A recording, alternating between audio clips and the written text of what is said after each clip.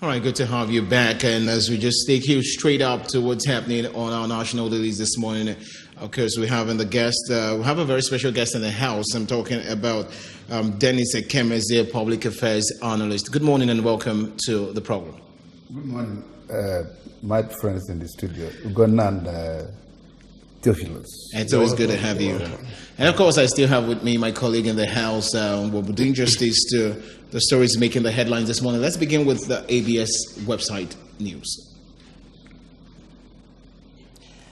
Ohwebe Village Ukbo cries out over erosion menace. Legal year kicks off in Anambra today. Umoju community celebrates New Yam Festival.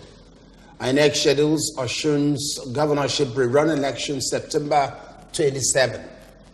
Anambra government reassures on welfare of persons affected by flood. You start from the top. Great stories making the headlines in ABS News. Let me start from the bottom. Okay. And also to commend the Anambra State government, especially the Deputy Governor and the Executive Secretary, Sema, and his staff, for frantic effort they are making to alleviate the sufferings of people who were displaced by menacing fraud, not only in Anambra State, but from other parts of the country. And from news yesterday, the federal government has come in with palliative measures of giving them relief. And what interests me most and what I'm happy about it is the empathic nature of this government. The governor, we saw him on the under the water, on top of the water, and with security people trying to see what is happening. And that's what I always call the word round. Even if you have family in the morning or at the night, you go around and see what is going on. That's governors. Yes, so that you'll be able to assess the situation on the ground and be able to know what to do and then how to assist. All right, beautiful. So, let's talk about the erosion menace happening at Uhwebe Village, Ukbo. It's a pathetic story. Not only Uhwebe Ukbo, I think white flood is menacing also. Erosion is also coming in, and you can see that two of them work hand in hand to devastate our environment. And it's not only crying on government, federal government, individuals also should also come in, and more especially people from that area should also seek for international assistance using the international agencies, donor agencies, and then be able to come to. All right, big one. On Saturday, we know the election happened in Osun State, and now we have on our hands a rerun election. Yeah, some of us glued our eyes and attention to the situation in Osun State, knowing that it's going to be part of the determinant in the future election come 2019. And for the rescheduling, a difference of 300 and something, and then three local governments. Yeah. INEC has the power. It knows what it means, that maybe the spread has not been covered, and before you become a governor, you have to cover some local governments and be able to come up with meaningful catching votes that will declare you a winner. So we urge them to maintain the run and then be able to let a better candidate emerge. All right, beautiful. Let's move on to the very first papers this morning. Orient Daily. Stories making the headlines. INEC declares Osun Guba election inconclusive. Announces date for rerun. NSC launches Anambra government action on illegal gas depot. NNPC says no hidden $470.5 billion LNG fund in any bank. Umuchu the first town union elections. No peace unless Nigeria divides into 6 zones. That's coming from Masab. New analysis, Minister Adebayo Shitu, lawmaking, law-breaking, and national service. Nigerians need good foods for healthy living. That's coming from Shaila. Joshua retains heavyweight crowns with TKO. Of course, you can get that on page 21 of Orient Dailies. Now, the big story, INEC declares Osun Guba election inconclusive. We just talked about that. But then again, there's this story, no peace unless Nigeria divides into 6 zones, coming from Masab. Let's quickly touch on that. That's part of the issue of restructuring, and it must always come up because there is some imbalances in some of our political dealings. And my appeal to MASOP is let them do it within the tenets of the law and then be law-abiding. I always remind them of how the Yorubas were able to actualize June 12th, even to the extent of immortalizing the winner of June 12th, alleged to have been robbed. All right, beautiful. Next paper is Daily Sun. Stories making the headlines. The banner headline there, Osun Guba, PDP, APC go for a run on Thursday. Well, another one that is boldly written there is a bold new beginning. Polaris Bank open for business. That is going to be today, stated there. Then on the extreme up there, we have FRS rakes in 13 billion naira from billionaire tax debtors. And then down there we have Anambra, Gully erosion threatens court, federal secretariat, and others. Let's take the Polaris Bank, Sky Bank, undercover. Do we call it the transformation or change? You know, we are in an era of change, and they have to change their well, not nomenclature. necessarily transformation, because I think CBN just was very straight about it. Sky Bank, no more. Yes, and but they represented the Polaris to it's a change. take care of. It's a change. My happiness is that the staff are going to be returned, and then they continue to do their work. Customers are still going to operate as part of the So you just change in nomenclature, and at times it's necessary. You call it a rebranding. You know, when it came, a lot of customers were kind of very jittery. It's part of, is that money safe or what? It's part of the emotional attachment to your wealth, and where your wealth is where your mind is, and where your spirit goes. So it's not a new thing. They need to panic. Okay, how can people not pay their tax? FRS is saying that there are a lot of people, billionaires, who are owing them. Yeah, we call it tax inversion, and if you study economics very well, you see that most people don't declare their taxes, except some of us that are public servants and civil servants who pay by payee. Pay as you earn or pay as you go for per day. So it's not a new thing. It's not a new development. They let them map out effective strategy to recover those money. Beautiful. Daily Times stories making the headlines reveal the NBC returns GoTV's 2 billion naira to circumvent federal government's policy on DSO, says act aimed at compromising FG's policy. Stakeholders commend NBC chairman. Now on top of Daily Times this morning, citing votes cancellation, INEC declares Osun governorship poll inconclusive. Rerun polls holds Thursday over 3,498 votes in 7 units. PDP cries foul, wants INEC to declare Adeleke winner. Heritage Bank wins 3 prestigious awards in Agric SMEs. Tax evasion, FIRS, rakes 13 billion naira in 3 weeks from billionaires. The defaulters, Saraki Dogara, have privatized NAS, says Senator Ndume. NAS extends recess by 2 weeks, resumes October 9. Well, let's quickly look at the big story. One of the big stories, PDP is crying foul that Adeleke should be crowned the winner. Well, it's always the case in elections in most parts of the country, and it comes back to Anambra state election because it's a unique one that election was declared and nobody queried it. And this time around, 3 local governments remaining or were cancelled, and then they have to do the rerun. And you cannot declare election where INEC says is inconclusive, and is the part of that social media menace, giving results, announcing results, just transmitting results without INEC actually announcing it. It's part of the jittery PDP is having. And let me advise that what they should do is let them go and prepare their voters, electors, because I said it the other time, the space given for thumb printing is always narrow. And if you don't print well, then it will be invalid.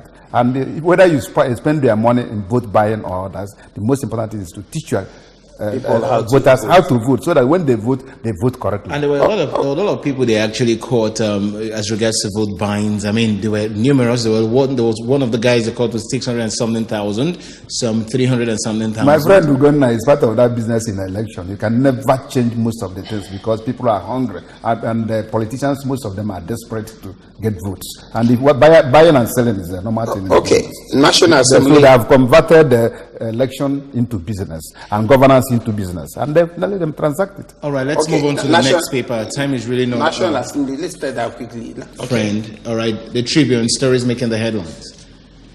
Oshun 7 polling units to decide Adeleke Oyetola's fate on Thursday. Now, when you also look underneath that story, as INEC declares election inconclusive, PDP relying on Section 179 of 1999 Constitution says INEC must declare Adeleke winner. Ozehome Adeboruwa Ubani West Idahosa divided on INEC's decision. PDP Saraki Atiku McCaffrey Davido will talk tough. Pressure on Mishare. APC holds presidential primaries in September 27. National Assembly postpones resumption to October 9. Well, and when you keep reading that, Salmo Olu meets 57 council vice chairman. That's coming. But let's look at the big picture. Of course, 7 polling units decides Adeleke Oyetola's fate on Thursday, and PDP relying on Section 179 of 1999 Constitution says INEC must declare Adeleke winner. Must, but INEC has said the election is inconclusive, and they should go on Thursday. So, but let me ask. Unless they go to court today and tomorrow, on Wednesday, to vacate the decision of INEC. With the way it stands now, before INEC actually made the decisions of a rerun election, they also had the power to declare Adeleke winner if they wanted to, right? We are acting on reality on the ground. INEC authority, election management body has said is inconclusive. Go to the poll on 27 and then win the election. Whoever wins will be declared. All right, beautiful. Let's take this call. Hello, good morning. Good morning. I'm from Wamba, calling from the Is it Wamba? What? I'm from Wanko. Okay, Wanko, sorry. Wanko, go ahead with your contribution. Wanko from Oka. The transparency of the election that was held in Osun State. And we are here in Igbo land, discrediting INEC when they say we must not take our smartphones to the polling booth. We all know what happened. And everybody was applauding the INEC. I think PDP is making a mockery of democracy. Because three of their members were arrested when they were driving people like Osun. They have both said something about concerning that, only to tell us that relying on the Constitution to say INEC should declare Adeleke. Let them allow the election to be conclusive so that the people will declare on what to do. And this is a lesson to us in Igbo land who want to adopt one political party. You know that people live more mature politics than us here. All right, thank you very much. Marco. Thank you very much. Thank you. You actually heard what he said. Okay. What did he say? You confirmed on what I said. Okay, let's take this one briefly. National Assembly postponed resumption. They're supposed to have resumed on Tuesday, that's tomorrow, and then now they postponed it because of reason known to them that primaries are all over the place. Yes, most of them are part of the primaries, and most of them will want to go back to Senate. And it's a technical area. I want to remind them that the need for them to reconvene so that money budget for election 2019 election will be passed. Let's move on to the next paper, the Punch newspaper. Stories making the headlines. PDP orders kick as INEC declares Osun State election inconclusive. Our electoral body fixes Thursday for rerun in 7 polling units. A bold new beginning.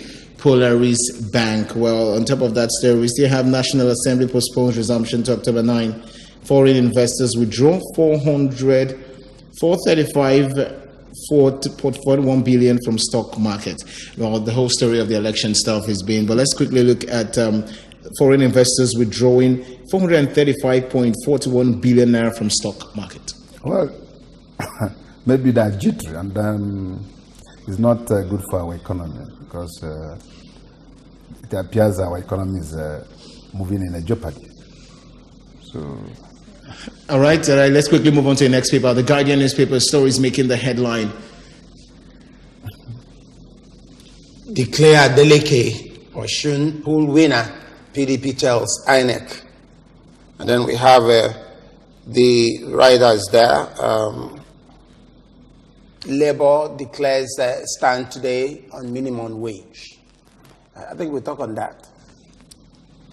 Let them declare their stand, because it's affecting everybody, and everybody, labor, workers, politicians, they go to the same market, and the earlier the minimum wage issue is tidied up and workers uplifted by their take home. And part of taking their stand today, sometimes it's going on strike now. Yes, because the writer there says strike not ruled out, accuses FG of delay tactics. Let them implement the decision they will take today, so for the betterment of everybody, the workers and workers. And as we are talking about that, NPC begs oil workers over planned industrial action. That's his persuasion, and I want to commend our people in NNPC for using that persuasive method, because they know that if they go on strike, and the economy will suffer, and also their establishment. Okay. All right, let's quickly move to the next paper, Business Day. Inside the rise and fall of Skybank, CBN revokes license, injects 786 billion naira through new breed bank, Polaris. Too Good to Die, a new book on third term project debut. Drama and intrigues as Osun almost moves to the opposition PDP. How MTN's action is shaking Nigeria's investment community. Well, let's quickly take this call before we go on. Hello, good morning. Hello, good morning. Hello, good morning. Hello, good morning. Yeah, speak up. Your name and your location. Okay, I'm not calling from Oka. You're still low. We can't hear you clearly. Speak up so the world can hear you. I'm calling from Oka. Your name is what? Ike. Calling from Oka. Okay, right. go ahead. Go ahead. Quick. Okay. What I want to comment on the postponement of the resumption of National Assembly. Go ahead. Okara and Saraki are holding Nigerians to ransom. So that is a disservice to the nation. As the head of National Assembly, he should listen to the yearnings of the millions of Nigerians, not on personal and selfish interests. And Osun issue, we should trust our umpire, which is INEC, which has been empowered by the Constitution to run the affairs of the election in the country. So if there's a wrong, the PDP should wait and have patience for them to decide on Thursday, and not to tell people to go ahead and declare delegate. That is not democratic. Thank you. All right, thank you very, very much. Well, Ike has actually said, well, let's quickly just look at the Business Day and just, pick one or two stories there. We're still talking about the rise and fall of Skybank. And you actually said something that, of course, the workers will be retained, everybody's money is safe. But do you think it was really right for CBN to actually carry out that? Rise and fall is part of historical processes, and if Skybank undergoes such and then metamorphosed into Polaris Bank, well, we accept it as a work of nature. As I said earlier, the critical issue is that the customers and the employers are retained and contained within the system. Otherwise, and everybody's money is safe. Safe. That's the most important thing. People like you who invested there, or once you are assured. Well, there's one we did not touch. Raskimano's wife dies a few months after Raskimano. I was shocked when I read it and when I saw it, and I said, well, it's part of that emotional distress when you lose a loved one, and may her soul and the soul of our brother Raskumoni rest in peace. All right. They are gone. Well, thank gone you. Forever. Thank you very much. Well, this is the much we have for you on the newspaper headlines this morning. And of course, you want to know more about the stories and get to read up, and you just go out there and pick the various papers. And of course, you get the detailed story of whatever you intend to know about the stories. And I want to say a very big thank you to you, Dennis Ekemeze. Yeah, thank you for the invitation, and I'm pleased to have discussed some of the issues affecting our national life. Okay, quickly before you go, there's this the story about Skybank. You know, it's something that what advice basically do you intend to give to people who actually having those fears that probably this could really affect their money or something?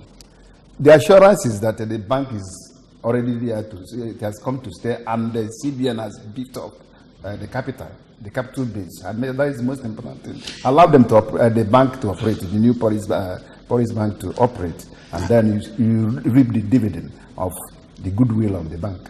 And possibly assure the customers, or rather everyone who has accounts in that place to remain calm. As Nigerian leaders will tell you. That every of their money is safe.